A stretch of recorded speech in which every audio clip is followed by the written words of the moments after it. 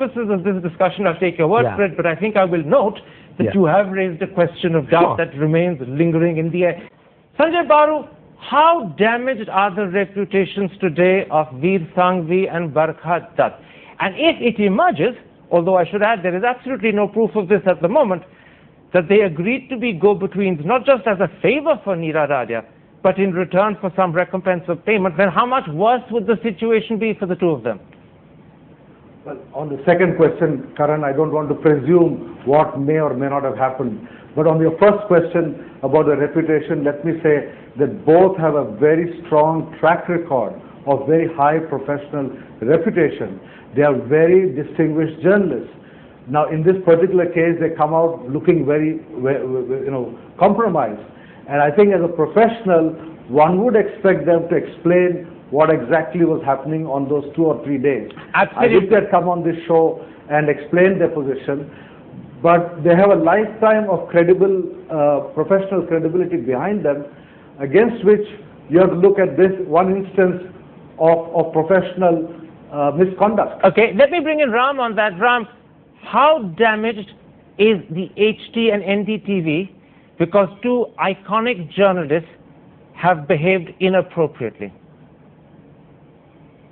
Yes, I'm very disappointed with this, and particularly the response point that Sanjay made that they've not come out with any kind of credible explanation. I don't buy this thing about stringing your source along, news gathering and so on, nor is there anything to show that there was any corrupt transaction. No, it's just that it was bad judgment, it was bad practice, and one thing I know, Karan, this wouldn't be tolerated in the BBC or the New York Times or the Financial Times. Okay, your career would be over once that happens. I'll take that as a hint, even though you haven't said it up front, that if it wouldn't be tolerated by the BBC or the Financial Times, and I presume you include the Hindu, although you haven't named it, you're also suggesting it shouldn't be tolerated by the Hindustan Times and NDTV. We're going to take a break at that point and come back and look at other aspects of the Nira Radia tape. Are there some people to whom, in fact, an injustice has been done, and today are they owed an apology? That's in a moment's time. See you after the break.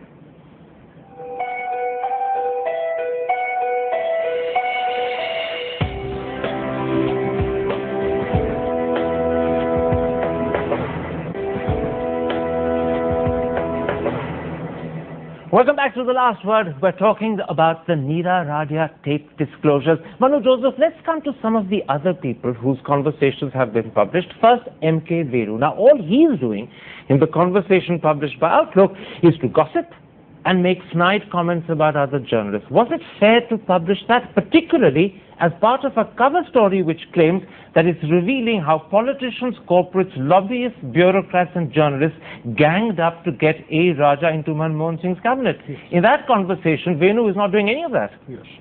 See, that is the editorial decision of Outlook magazine. There is a distinction between the Open magazine story and the Outlook magazine story. So don't tell me about the distinction. Tell me, in your opinion, has Outlook been unfair to Venu? We wouldn't have done that. I think it's unfair. All right. Sanjaya Baru, let's come to another example where possibly unfairness has been committed. I refer to the Tarun Das transcript, once again published by Outlook magazine. Here, the highlight is a deal involving 5 acres of land at a massive concession.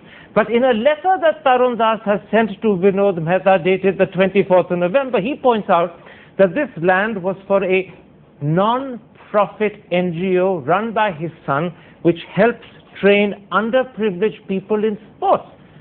Should Vinod have made an effort to check that out? And should he have published without checking out?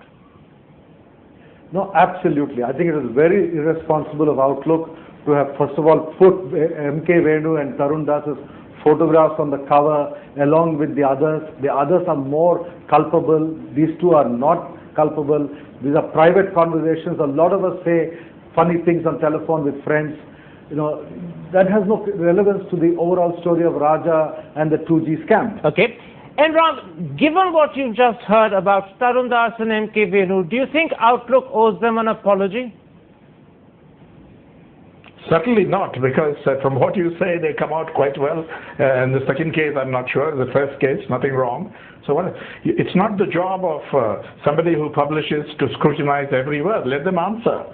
And if nothing wrong with what they did, they come out clean. What's the problem? Except for the fact that privacy has been breached in conversations that they may have preferred to keep private have now been splashed all over the pages of a magazine. Yeah, because it's all in the game, Karan. If you get mixed up in these things, it's going to come out. All right. When somebody taps your phone. It's all in the game. If you get mixed up, when someone taps your phone, it's going to come out. I'm not sure if everyone would buy that explanation, but let me move Dilip Cherian to the Ratan Tata Nira Radia conversations. Now, she works for him. They're bound to have had several conversations. And in the one that Outlook has printed, all that, in fact, you see Ratan Tata doing is being critical of Maran. Was it fair to publish that? I think that, this whole relationship in terms of how Ratan is dealing with her reveals a lot of faith and use of the Radia machine, as it were, for everything that Ratan is seeking to get and putting out. The word in the street is that, there could even be calls to the Prime Minister's office today to try and stop any further investigation into this.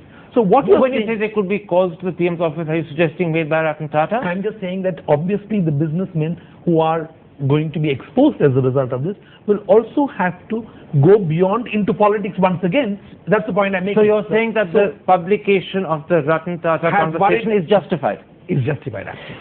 Manu Joseph, let's broaden this a little. There are some people who say that the M.K. Venu, Taran Das and Ratan Tata conversations is a form of shock and awe journalism, trying to create a sensation by seemingly dramatic exposures which actually amount to nothing, but do end up compromising reputations. I wouldn't say it entirely, it amounts to nothing, actually, because if you read some of those telephone conversations, now, they do give you a unique perspective into how the country is run. Now, these are telephone conversations that take place, and readers are usually not aware of these kind of conversations. So there is a higher, greater purpose. I think there is a journalistic value in such conversations. Very quickly, Sanjaya Baru, we don't have much time left. Let's broaden this discussion yet one level further. Is this just the tip of an iceberg, or is this just one-off? Which is it? Is there a bigger, deeper rot? A quick answer. Karan, it's the tip of an iceberg. If you think of Indian media as a whole, it's not just English language media in Delhi. You look at what's happening in Indian journalism across the country, the link between politics, business, and all these various active power brokers is an insidious link, and I think this is really the tip of an iceberg. Indian journalism needs a cleansing process. All right. This is the tip of an iceberg. Indian journalism needs a cleansing process. My thanks to all my guests for joining us on this rather sad, sorry subject. I'm afraid I don't think that's going to be the last word on this sorry episode. If you have been, thanks for watching. Goodbye, good night.